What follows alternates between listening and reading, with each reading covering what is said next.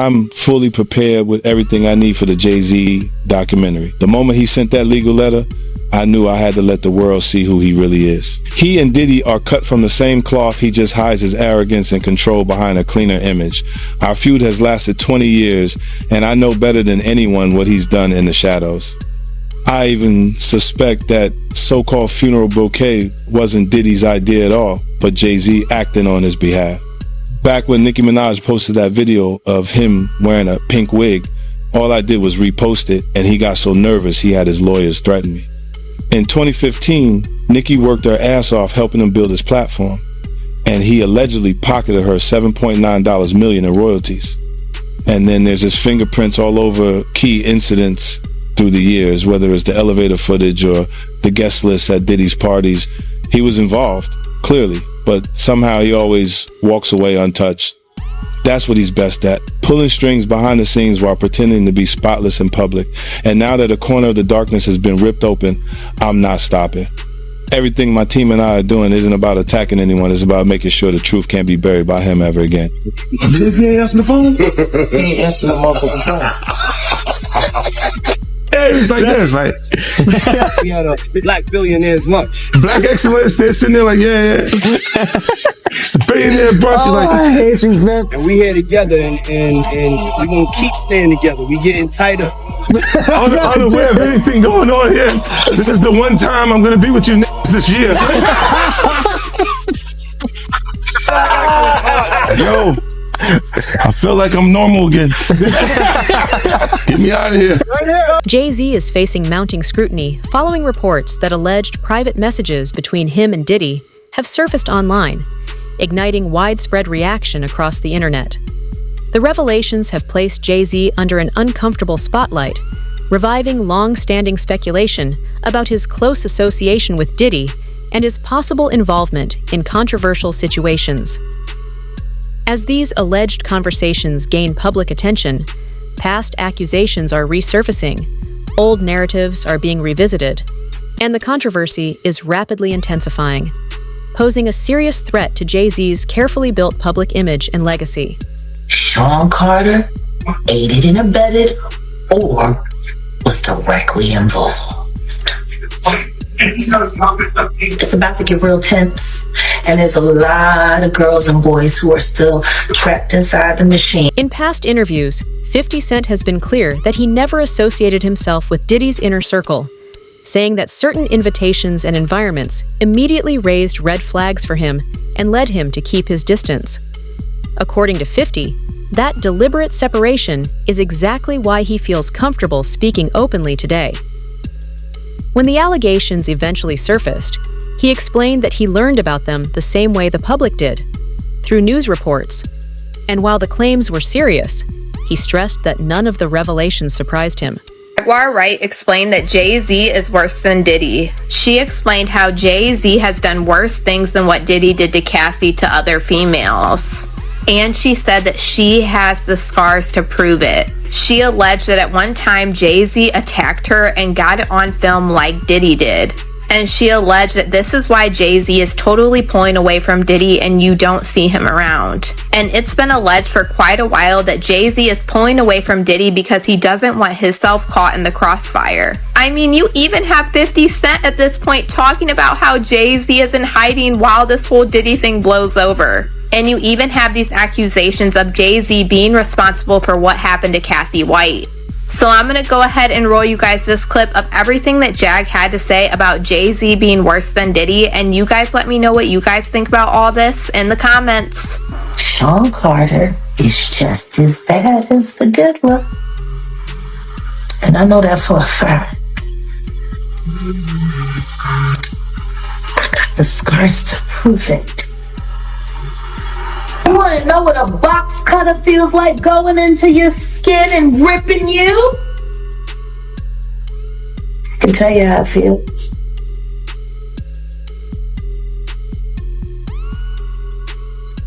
Y'all ain't seen shit yet. That Cassie shit, that's nothing. I'm saying Sean Carter remembers everything he did to me and he's got it on tape.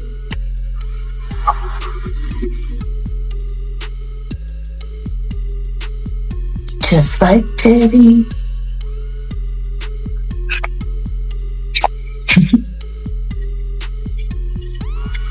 And they're gonna be crazy. It's gonna be the women that give them in the end.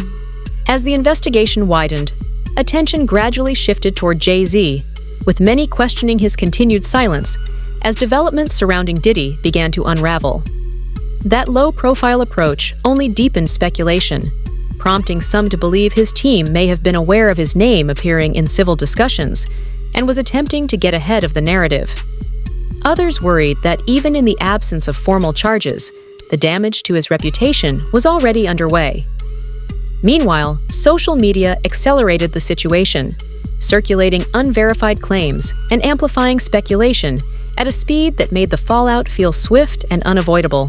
Actually exactly what Jay-Z's accuser is saying, that even though she dropped the lawsuit, she still stands by what she says, and she only dropped it because of harassment and the fact that she's terrified of Jay-Z. She says that Jay-Z is allegedly bullying her into saying that her accusations were false. In fact, in new legal documents, she is claiming that she was recently approached outside of her home and cornered by two people who told her they were investigators working for one of Jay-Z's lawyers. She claims they tried to get her to sign an affidavit stating that her claims against Jay-Z were false, but she refused. Jane Doe also claims the alleged investigators asked her if her attorney, Tony Busby, sought her out as a client and offered her money to pursue false claims against Jay-Z, two allegations she says she denied. He says this alleged confrontation left her intimidated and terrified, wondering how they found her when her identity had remained anonymous in media reports and legal proceedings. He also claims that her parents were approached by two investigators asking similar questions about Busby and her R story. In the new documents, she reveals she decided to drop the claim because she was frightened by the reaction from Jay-Z and his supporters. She says she feared she would be publicly outed and subjected to public. Industry insiders have warned that even a single criminal investigation could upend everything, not just for Diddy, but for anyone perceived as closely connected to him. That's why many believe 50 Cent's documentary carries real weight. Rather than targeting one individual, it's framed as a broader examination of how power and influence operated behind closed doors, who may have known what, and how accountability can quickly expand once scrutiny begins. Commentators have also questioned how Diddy managed to remain insulated for so long, with some suggesting his protection stemmed from surrounding himself with powerful allies and carefully controlling narratives as rumors circulated. Amid that speculation, reports surfaced claiming Diddy may be cooperating with authorities in an effort to strengthen his position, a move that, according to unverified claims, could involve sharing information about others within his orbit, further heightening anxiety across the industry. Will Diddy start snitching? He better. But the only thing I'm interested in him talking about is everything he knows about Kathy Coriana White. See, I know you know what happened to Corey. Diddy, I know that. You and Jay-Z down in Vegas at Tao with Claudia. Why don't you just talk about Kathy? That might help. That might help a lot. Kathy Coriana White, Jay-Z's pregnant mistress, who died 24 hours after she announced that she was going public with their relationship and the baby while he was married in Beyonce.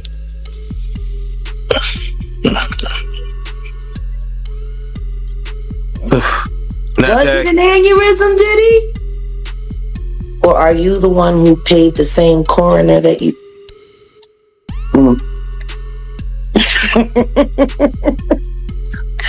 Oh, Diddy, you should talk. Now that the documentary has officially been released, one thing is clear. This story isn't confined to the past. It's actively shaping what comes next. With each new detail, scrutiny intensifies around those who chose silence, and Jay-Z is increasingly at the center of that focus. The renewed attention carries weight because his history with Diddy spans decades, making claims of distance harder for critics to accept. That tension escalated when Gene Deal publicly challenged statements from Jay-Z's legal team asserting the two were never truly close, arguing that such claims conflicted with what many insiders had long observed. As more voices speak up and timelines are revisited, the pressure continues to mount, transforming once quiet associations into questions that refuse to fade. How close was Diddy and Jay-Z? They was close enough that they wasn't playing basketball, they wasn't playing baseball, they wasn't playing football, and they wasn't playing hockey or soccer for Diddy to come on stage, pat him on his ass, and then make the statement to people in the world that can't nobody call me Sean but Jay-Z. Now, I don't know what kind of statement, and I can't say, I wish I could say half a homo, but I know I can't say it, but I don't know what kind of half a homo that is, and you trying to say that you're not close to somebody. You coming on stage, patting them on their ass, and then you making a broad statement to the public, can't nobody call me Sean but Sean Carter. And I heard Jay-Z said the same thing about them, but they were so close that they had matching white girls together. Because when they used to see each other, they used to say, yo, how your skinny white girl doing? He'd be like, yo, how your skinny white girl doing? So, I guess that's a certain type of closeness. I ain't know anything about that, man. I ain't know about, Jay touching his, ass. I got to go see the video. I ain't hear about that. Come on, man. Everybody's seen that. 50 even pointed it out. Excuse me. When they was in ATL on stage. Remember when 50 bum rushed the stage with them? Yeah, I think I recall that. When Puff came on stage, first thing he did was pat Jay-Z on that. But I forgot. That's your favorite rapper. Hey, him and Pocket's 1A, 1B. But what's your issue with Jay, man? I didn't know you had an issue with him. I'm never a fan of somebody that I was gonna knock out. According to Gene, the ease and familiarity between Jay-Z and Diddy spoke volumes about the depth of their relationship. One moment he often points to took place during a show in Atlanta when Diddy brought Jay-Z on stage, an interaction where fans immediately noticed the natural, effortless chemistry between the two. The clip later resurfaced after 50 Cent highlighted it, keeping it in circulation and widely shared online. When asked whether his comments stemmed from a personal grudge against Jay-Z, Gene pushed back on that idea, explaining it wasn't about fandom or bias. He referenced a past incident where tensions had briefly surfaced, only for Jay-Z to appear to forget it entirely later on, a pattern Gene described as common among those at the top, who move through high-pressure environments, spark conflict, and then carry on as if nothing happened, operating far removed from everyday realities. That's how these guys are, man. They'll cause situations and cause problems, and then they'll forget what they done because they on a whole nother atmosphere. You know what I'm saying? A lot of shit that he did, you gotta understand, like now he'll say that they're kids because he's raising kids of his own. You understand? But how would you like it that if Blue Ivory, 15, 16 years old, 17, 18 years old, dating a in his early 30s? You're not gonna go for that. No matter what she came through in Hollywood.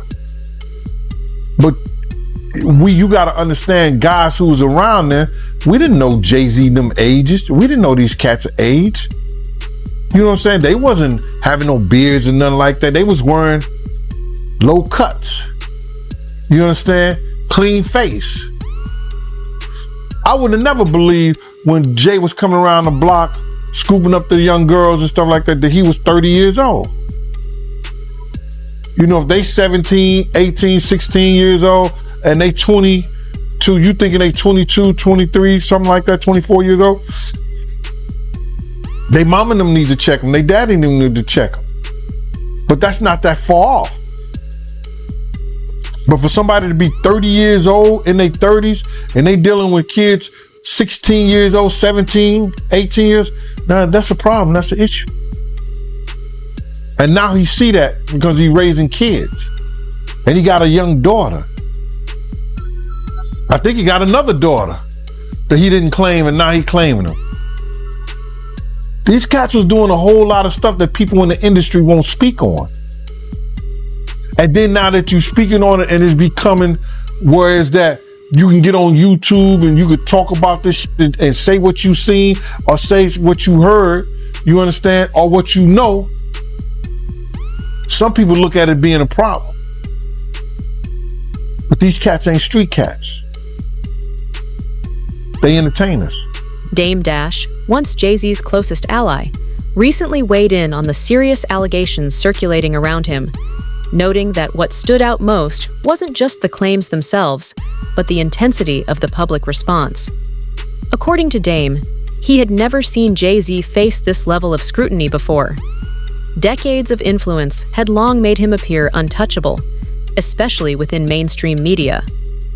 Now, that protective barrier seemed to be weakening, exposing Jay-Z to a level of public examination rarely seen before, and signaling a broader shift in how even the most powerful figures can find themselves held accountable under sustained scrutiny.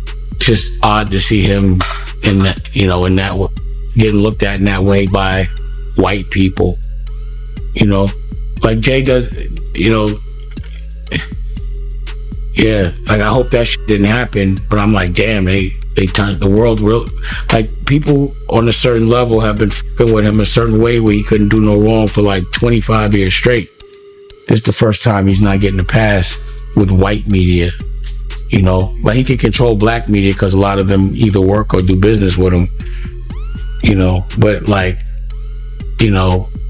Green Champs can't get him out of this one, and neither can Charlemagne, because those are the guys that hold him down no matter what he does anyway. So he got to get to People Magazine and Entertainment Tonight right now, because they on his head. But the question is why? Like why now? Because for me, I'd be like, yo, that's so ridiculous. Yo, take that to trial. She's not gonna win. Let's get a deposition or something. So I don't know why they on his head so much. Pause. But I never seen him, under this. I never seen him in this position to have to explain himself. Pause. How you feel about the statement he came out with? I mean, I didn't hear him say anything. I heard a piece of, like I said, I'm doing an interview, so I talk. I thought it was long. For a statement, I thought it was long, pause. But, I think right now, his silence is the worst thing for him. If he is innocent, he needs to let people ask him questions, and he needs to be able to say his side of the story, as opposed to... What surprised Dame most was seeing Jay-Z in a position he rarely occupies, defensive and under constant pressure, a scenario almost unheard of outside a few isolated moments in his long career. For decades, Jay-Z has rarely had to justify himself publicly, making this intense scrutiny all the more striking. Meanwhile, questions arise about why 50 Cent seems so intent on exposing him, and the Diddy connection alone doesn't fully explain it. Tony Yayo sheds light on the deeper context, noting that tension between 50 and Jay-Z stretches back years and is rooted in rivalry and questions of loyalty. Hip-hop has always been fiercely competitive. Egos clash and conflicts flare, but growth and maturity do happen. Yayo highlighted a recent performance where 50 took the stage with Dr. Dre, and Cameron joined him, an old tension set aside, showing personal growth. Cameron himself noted that Jay-Z prioritizes business over culture, a point Yayo acknowledged, observing that Jay-Z consistently attends major corporate events, yet often skips hip-hop moments that carry weight for artists like 50 Cent, fueling perceptions of imbalance and leaving lingering questions about priorities and allegiance. It said that he didn't know Puff at all or wasn't his friend. I thought that was a little extreme. I thought that was the wrong choice of words. I think that's going to trigger a lot of backlash. But the thing is, I never seen him get backlash at all. So that's what I'm saying. Now he getting backlash. Like, when did you know Jay-Z to be on his heels other than when he got beat up in the elevator? But that was nothing. But I've never seen him under the fire ever. Not in a long time. Not like, I've never seen people on his head like that, Paul. Ever. Yeah, this might be my first time seeing people come at him like this. Like I said, I didn't hear him say anything. Like, I'm not some white man speaking for another black man doesn't add up. It just doesn't work like that. Like, he doesn't know what to say on Jay's behalf. Jay would have to say that. So if he instructed him to say that, like, you don't even know if Jay told him to say that. He could have got off the stage and they was like, why'd you say that? He was like, I had to. You know, like, he probably said it because homeboy wouldn't. You know what I'm saying? So who knows? Like, I didn't hear him say anything. I haven't heard Jay say a word yet. Have you? Nah, I haven't heard him say anything. There it is. So y'all going by a piece of paper with words? Don't get caught up in that. I have not heard him say one thing yet. You know? Until I see him speak, he hasn't spoke to me. That's why I said I don't think he did not say that. His lawyer said it. So what else is a lawyer gonna say? You know what I'm saying? Yayo pointed to a key difference between Jay-Z and 50 Cent. Approachability. While Jay-Z operates at the highest levels of power and maintains a clear distance, 50, despite being just as influential, remains present and connected, showing loyalty to the people who helped him rise. Yayo emphasized that artists should never forget those who laid the foundation for their success. One moment that left a lasting impression on him involved the Super Bowl halftime show, where Jay-Z reportedly did not want 50 Cent included. According to Yayo, it was only after Eminem stepped in, refusing to perform unless 50 was part of the lineup, that the issue was resolved. To Yayo, this went beyond a business decision, feeling deeply personal and reflective of the long-standing tensions and unspoken rivalries that have shaped their complicated history. And there was this one part where 50 was talking, and he was saying, yeah, when Yayo was locked up, every G-Unit show, we actually put aside the money. Bro, I told him, you. And he had Yayo had like $1 million. Right. I just told you when I came out of my building, I see the Statue of Liberty. Yeah. There was no way I was getting shot there. And this is what I kind of tell you is like, when we was talking about stacks with the Porsche, 50's not gonna let you say, get the Porsche. He gonna say, let's get him out the hood first. You know, if the money's there, but the money has to be there for you to live like that. The money's there. 50 didn't have to do that. Rest in peace to Hervé from Interscope, because he always said to me, man, 50 do more for you than any artist, than anybody does for their artists, more than Jay-Z. Young Guns is right there. Over time, the relationship between Jay-Z and Diddy reportedly began to strain, with insiders suggesting that trust issues surfaced and concerns grew over who would protect their own interests if circumstances turned hostile. Some have even claimed that Jay-Z played a behind-the-scenes role in Diddy's downfall, an allegation publicly raised by Jaguar Wright, but one that remains unverified. The growing tension highlights how quickly alliances can unravel at the highest levels, where loyalty is often fragile and power dynamics can shift without warning. Well, speaking of Cameron, yeah, he made a statement recently. He said that Jay-Z loves money more than hip-hop. And he pointed out that Jay-Z performed at Tom Brady's Hall of Fame ceremony, but he didn't perform in any Hip-Hop 50 events. I mean, Jay-Z's on a whole nother level. Like, I mean, you know, he's like, but you know what I like about 50? 50's on a whole nother level, but he's still approachable. You still get to meet the people and you know, Jay got to remember the people that made him. You know, I'm not saying I don't got respect. I respect Jay-Z, 50, used to respect, you know, Diddy, but all that crazy shit going on. But, you know, I always respected him because I looked at, for New York, those were like the guys. You know what I'm saying? The guys with the most money and the most influence. So with Jay is like, when the last time you haven't seen Jay. So I think people are just going to say that. You know what I'm saying? But for me, I mean, Jay, you know, you got to remember, he didn't want 50 at the Super Bowl. That was crazy. I'm like, wait, Jay didn't want 50 at the Super Bowl? Know that? Yeah, he didn't want. I remember Eminem pushed for it. That was some hater shit. Yeah, I remember Eminem was like, I'm not going to do it unless 50 does it. I heard that. Yeah, but I didn't know that Jay was trying to stop it. I don't think Jay. I don't know. 50 never told me that, but I don't think Jay wanted him there. I don't know. Because of what, some of the. I mean, back you and know, forth, it's competition. You got to think. 50 always been competition for Jay. Remember, I'm about $1. What the fuck is 50 Cent? Yeah, that was a long time ago. That was what, 9? What? Was that 9? But after that, they did a song together. Remember the whole, of course, but 50 was always competition for niggas. Then remember Jay said, yo, 50's coming. He told Siegel and them, and Memphis Bleak and all them. Yeah. And come on, 50's like, he's on a whole nother level. You got to remember, he came after niggas. He came after Jay and Rockefeller. G-Unit came. And people might shit on G-Unit, but with Eminem, Dr. Dre, 50 Cent, nobody has outsold us, bro. Yeah. Nobody has had the... Roger Bonds, Diddy's former head of security, offered a perspective shaped by first-hand observation.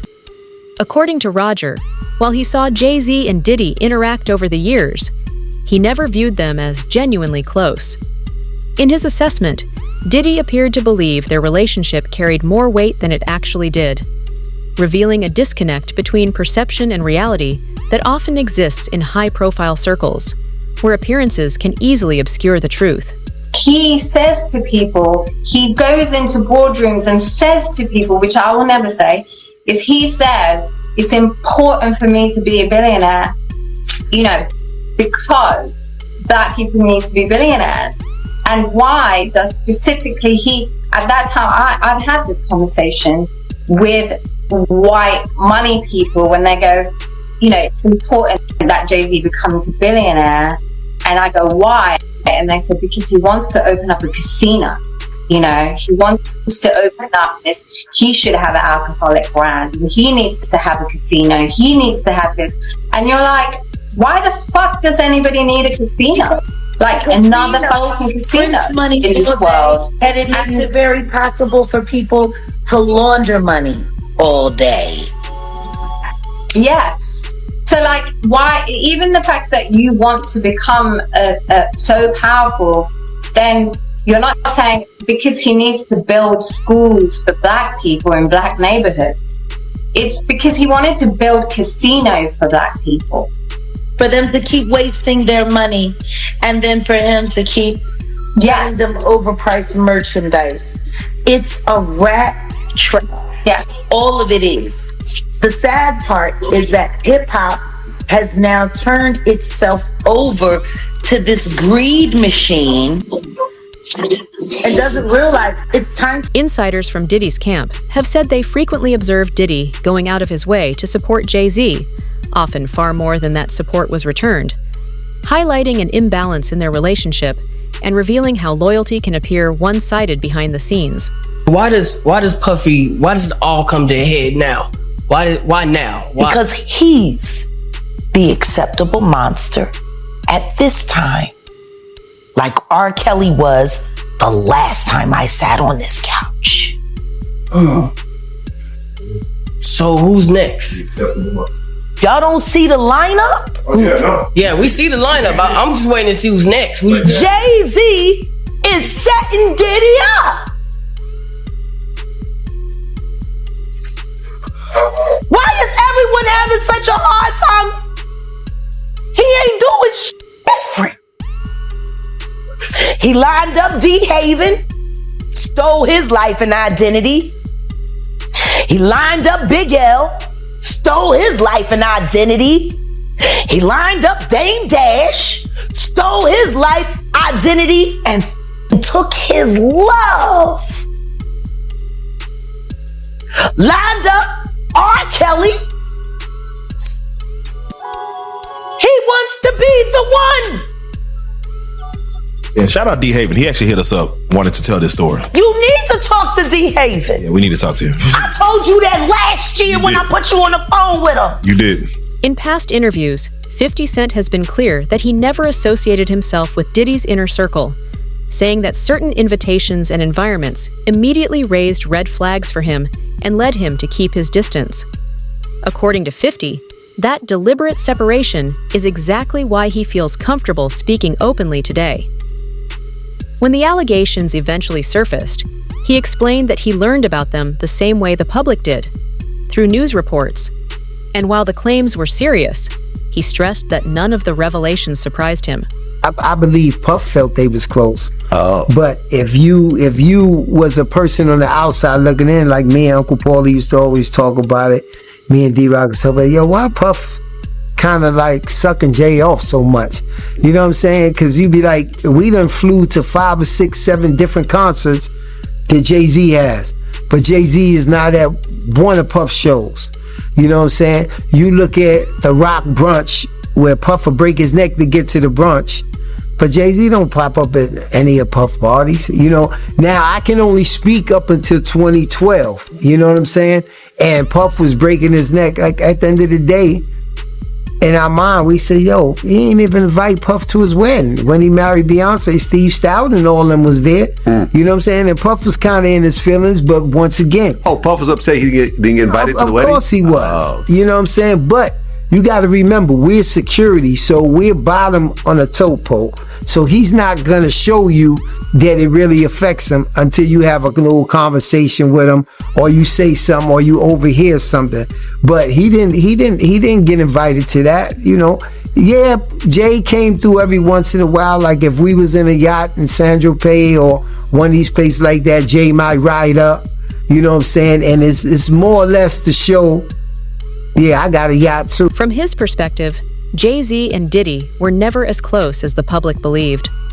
While they shared wealth, influence, and access to powerful opportunities, genuine loyalty was absent. And over time, those fractures became impossible to ignore. Now, as events continue to unfold in full public view, the lingering question remains: will those cracks keep widening, threatening to pull both of them under? Share your thoughts in the comments below.